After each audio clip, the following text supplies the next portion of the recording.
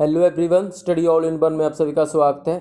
आज की वीडियो में हम पढ़ेंगे भारत की दो क्रांतिकारी पार्टियों के बारे में, जिनके नेम हैं हिंदुस्तान रिपब्लिकन एसोसिएशन और हिंदुस्तान सोशलिस्ट रिपब्लिकन आर्मी। इसके अलावा हम पढ़ेंगे साइमन कमीशन के बारे में और पढ़ेंगे भगत सिंह, राजगुरु, सुखदेव, चंद्रशेखर आज़ाद और लाला लाजपत राय के बारे में। तो स्टार्ट करते हैं। 1924 में 1924 में एक पार्टी की स्थापना हुई थी जिसका नेम था हिंदुस्तान रिपब्लिकन एसोसिएशन। तो हिंदुस्तान रिपब्लिकन एसोसिएशन की स्थापना हुई थी 1924 में। कहाँ पर हुई थी? कानपुर में इसकी स्थापना हुई थी। तो इसको कुछ क्रांतिकारियों ने मिलकर स्टार्ट किया था, जिनके नेम हैं राम प्रसाद बिस्मिल, असफकुल्ला खान, राजेंद्र लहरी, रोशन सिंह, चंद्रशेखर आज़ाद और सचिंद्र नाथ सैगल। तो इनने मिलकर इस पार्टी की स्थापना की थी। तो इनका एजेंडा क्या था पार्टी का कि हमें पूर्ण स्वतंत्रता चाहिए, पूर्ण आज़ादी चाहिए। तो जैसे ही अंग्रेज़ों को इस पार्टी के बारे में पता चला तो उन्होंने घोषणा कर दी कि कोई भी इस पार्टी की सहायता नहीं करेगा, कोई भी इसको फंड नहीं देगा या किसी भी अन्य तरीके से इसकी सहायता नहीं करेगा। अगर किसी ने इस पार्टी की सहायता की तो उसको जेल में भेज दिया जाएगा। तो इस पार्टी की सबसे बड़ी समस्या थी कि फंड को कैसे कलेक्ट करें। तो इसीलिए इन्होंने ट्रेन को लूटने का प्लान बनाया था, जिसे काकोरी कांड के नाम से भी जाना जाता है या काकोरी कॉन्स्पिरेसी भी कहा जाता है। तो 9 अगस्त 1925 को 1925 को काकोरी कांड हुआ था, जिसमें इन्होंने एक ट्रेन को लूटा था। ट्रेन का नेम क्या था जी एग्जाम में पूछा जाता है। तो उस ट्रेन का नेम था 8 डाउन्स ट्रेन। तो 8 डाउन्स ट्रेन को इन्होंने लूटा था। कितने रुपीज़ की लूट की थी? टोटल 8,000 रुपीज़ की लूट की थी। 8,000 रुपये की लूट की थी इन्होंने ट्रेन में। तो 1 महीने के अंदर ही इनको पकड़ लिया गया था और फांसी दे दी गई थी। किन किन को काकोरी कांड के तहत फांसी दी गई थी? तो उनके नेम है राम प्रसाद बिस्मिल, आसिफकुल्ला खान, राजेंद्र लहरी और रोशन सिंह। तो इनको फांसी दे दी गई थी काकोरी कांड के तहत। तो इसमें जो राम प्रसाद बिस्मिल थे, उन्होंने एक सॉन्ग को हिंदी में ट्रांसलेट किया था। सरफरोशी की तमन्ना सॉन्ग था, इसको हिंदी में ट्रांसलेट किया था, इसका हिंदी में अनुवाद किया था। किसने किया था? राम प्रसाद बिस्मिल ने। तो सरफरोशी की तमन्ना ये सॉन्ग ओरिजिनली किस लैंग्वेज में लिखा गया था? तो ये ओरिजिनली लिखा गया था उर्दू में। उर्दू में इसको लिखा किसने था? लिखा था अब्दुल अबस्मदी ने। तो अब्दुल अबिस्मदी ने इसको उर्दू में लिखा था, लेकिन राम प्रसाद बिस्मिल ने इसको हिंदी में ट्रांसलेट किया था, हिंदी में इसका अनुवाद किया था। तो इनको फांसी हो गई थी, तो ये पार्टी लगभग टूट गई थी।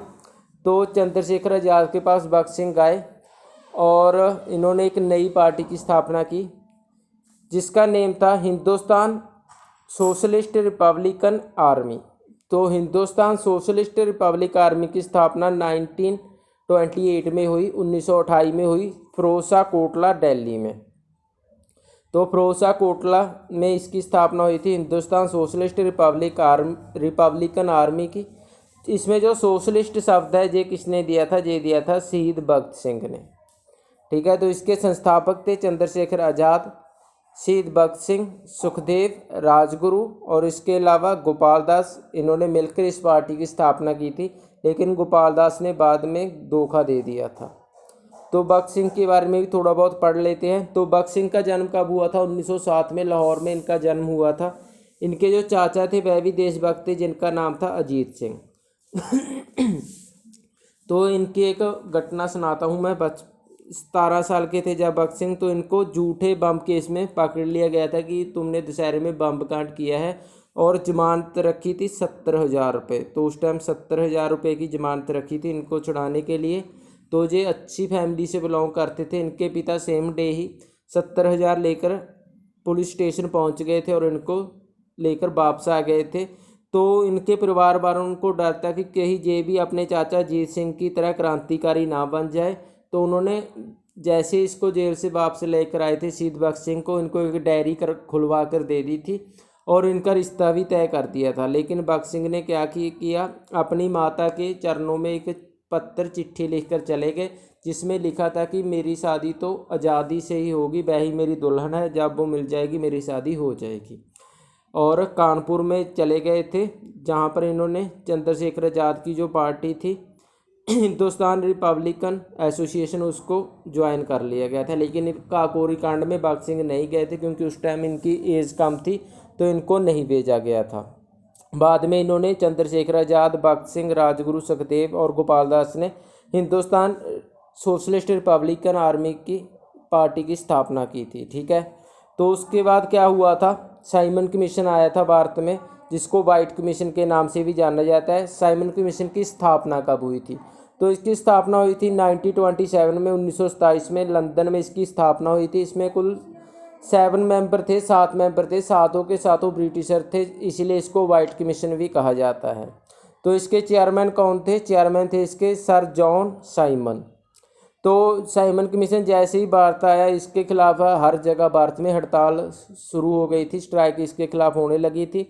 फरवरी 1928 में ये बॉम्बे पहुंचा था और अक्टूबर 1928 में ये लाहौर पहुंचा था। रेलवे स्टेशन पर क्या हुआ, जैसे ही ये आया, इसका विरोध कर रहा था एक ग्रुप जिसके लीडर थे लाला लाजपत राय।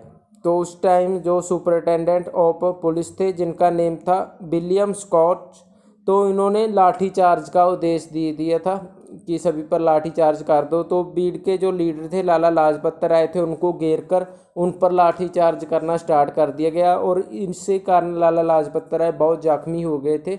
और इन्हीं जख्मों के कारण लाला लाजपत राय की 17 नवंबर 1928 में मृत्यु हो गई थी। तो जैसे ही इनकी मृत्यु इनका पता चला, शहीद भगत सिंह, सुखदेव, राजगुरु और चंद्रशेखर आज़ाद को, तो उन्होंने इसका बदला लेने की ठानी, क्योंकि लाला लाजपत राय को जो अपना गुरु मानते थे।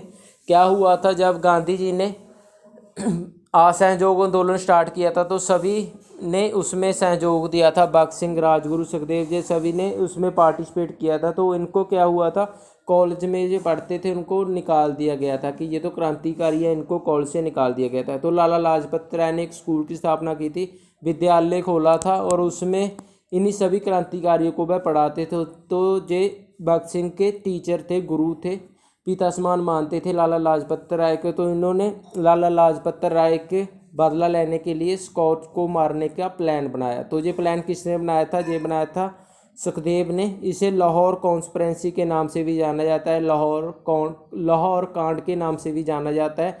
कब हुआ था ये, दिसंबर 1928 में। ठीक है, तो प्लान बनाया था सुखदेव ने। क्या बनाया था प्लान, गोपाल दास को भेजा था कि तुम जो विलियम स्कॉट है उसकी सभी गतिविधियों पर नज़र रखो। तो एक दिन निश्चित किया गया, जिस दिन क्या था भी गोपाल दास था, उसको देखकर अपना रुमाल फेंकेगा और भगत सिंह और राजगुरु जैसे ही वो आएगा उसको गोलियों से उड़ा देंगे, गोलियों मारकर उसको मार देंगे। किसको, स्कॉट को। तो उस टाइम, उस दिन क्या हुआ था, जो स्कॉट था विलियम स्कॉट वह नहीं आया था, उसका असिस्टेंट आया था जेपी सॉन्टर्स। तो जैसे ही गोपाल दास ने रुमाल फेंकी तो भगत सिंह और राजगुरु उसको घेर लिया, जेपी सॉन्टर्स को। तो भगत सिंह ने कहा ये तो स्कॉट नहीं है, तो राजगुरु ने कहा ये भी तो उस दिन उसमें शामिल था लाठी चार्ज में, तो इसको भी मारेंगे। तो दोनों ने गोलियां चलानी स्टार्ट कर दी। राजगुरु ने पहले गोली मारी, तो उसके बाद भगत सिंह ने मारी। जैसे ही भगत सिंह गोली मार रहे थे तो उनको ब्रिटिशर अधिकारियों ने देख लिया था। तो देख लिया था कि एक नौजवान सिख लड़का है जिसने गोली चलाई है। तो सभी तरफ घोषणा कर दी गई कि एक नौजवान सिख लड़का है, उसको ढूंढ रहे हैं जिन्होंने सॉन्टर्स की हत्या की है। ठीक है, तो उस प्रकार इनको बाहर निकालने की जिम्मेवारी किसकी थी, चंद्रशेखर आज़ाद की इनको बाहर निकालने की जिम्मेवारी थी। तो चंद्रशेखर आज़ाद खुद बाबा बन गए थे और भगत सिंह ने अपने दाढ़ी और केस थे जो वह कटा लिए थे, एक फरंगी का रूप धारण कर लिया था और वहाँ से निकल गए थे। उसके बाद ये कोलकाता में जतिन दास से मिले थे भगत सिंह और इसके साथी, जिन्होंने जो कि केमिकल इंजीनियर थे। तो जतिन दास थे जो केमिकल इंजीनियर थे, जिन्होंने इन भगत सिंह और उनके साथियों को, चंद्रशेखर आज़ाद सभी को बम बनाने की ट्रेनिंग दी थी, बम बनाने सिखाए थे इनको। ठीक है, तो इसके बाद क्या हुआ था, सेंट्रल लेजिस्लेटिव असेंबली में बम कांड हुआ था, विधानसभा में बम कांड हुआ था। हुआ क्या था कि जो ब्रिटिशर थे वह एक बिल लेके आने वाले थे, ट्रेड डिस्प्यूट बिल और पब्लिक सेफ्टी बिल। तो ये था, ये भारतीयों के विरुद्ध बिल था, तो इसको रोकना चाहते थे वह। पहले इसके लिए सिर्फ बटकेश्वर दत्त ने जाना था, लेकिन सुखदेव के कहने पर भगत सिंह को भी कहा गया कि भगत सिंह तुम भी साथ में जाओ, क्योंकि तुम किताबें पढ़ते रहते हो, तुम्हें बोलने की कला है, तुम अपनी बात को अच्छे से रख सकते हो। तो इसीलिए बटकेश्वर दत्त के साथ भगत सिंह को भी इसके लिए भेजा गया। तो ये कांड कब हुआ था? 8 अप्रैल 1929 में विधानसभा बम कांड हुआ था, जिसमें भगत सिंह और बटकेश्वर दत्त ने लेजिस्लेटिव असेंबली में, विधानसभा में एक बम फेंका था, वहाँ पर फेंका था जहाँ पर कोई नहीं था। तो इनका उद्देश्य किसी को मारना नहीं था, इन्होंने साफ जगह में बम फेंका था और इंकलाब जिंदाबाद के नारे लगाते हुए अपनी गिरफ्तारी दे दी थी और बिल को पास होने को रोका था। कौन से बिल को पास होने को से रोका था इन्होंने? ट्रेड डिस्प्यूट बिल और पब्लिक सेफ्टी बिल, जो कि इंडियन के विरुद्ध था, उसको पास होने से रोका था इन्होंने।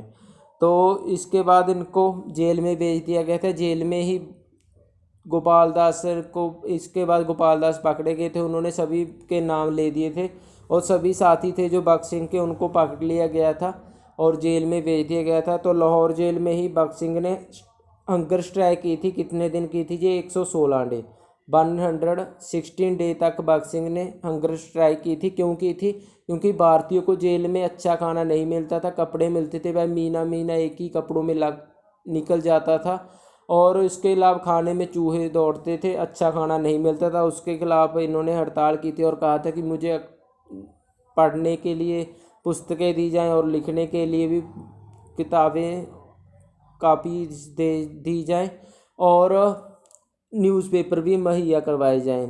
तो इसके लिए इन्होंने 160 डे तक भूख हड़ताल की थी। इस हड़ताल के 64वें दिन, ये पूछा जाता है 64th day of this strike, Jitin Das थे जो इंजीनियर थे, केमिकल इंजीनियर, जिन्होंने बम बनाने सिखाए थे, उनकी मृत्यु हो गई थी। तो 8 अक्टूबर 1930 को क्या हुआ था? भगत सिंह, राजगुरु और सुखदेव को, इनको फांसी की सज़ा सुना दी गई थी और बाकियों को उम्र कैद की सज़ा सुनाई गई थी बम फेंकने के जुर्म में, ठीक है। इनको और सॉन्ड्रेस के कत्ल के जुर्म में इनको फांसी की सज़ा दी गई थी और बाकियों को उम्र कैद की सज़ा दी गई थी। हुआ यूँ था कि जैसे ही उसको बुलाएगा गोपाल दास को कि पहचाने कि यही है सब, तो गोपाल दास ने सभी के नाम लेने स्टार्ट कर दिए थे। तो किसी इनमें से एक ने जुत्ती निकाल कर गोपाल दास की तरफ मारी थी और उसके बाद भगत सिंह ने कहा था कि मेरा आपकी न्याय प्रणाली से विश्वास उठ चुका है, आप जो भी फैसला देंगे हमें मंजूर है, मैं आज के बाद आपकी अदालत में कभी नहीं आऊँगा, ठीक है। तो इनको फांसी की सज़ा दे दी गई थी। और कब हुई थी भगत सिंह, सुखदेव और राजगुरु को फांसी? तो भगत सिंह, राजगुरु और सुखदेव को 23 मार्च 1931 में फांसी दे दी गई थी। तो डेट्स ऑल गाइस। अगर वीडियो अच्छा लगा हो तो लाइक कर दीजिएगा, शेयर कर दीजिएगा। अगर अभी तक आपने मेरे चैनल को सब्सक्राइब नहीं किया है तो प्लीज़ सब्सक्राइब माय चैनल। धन्यवाद।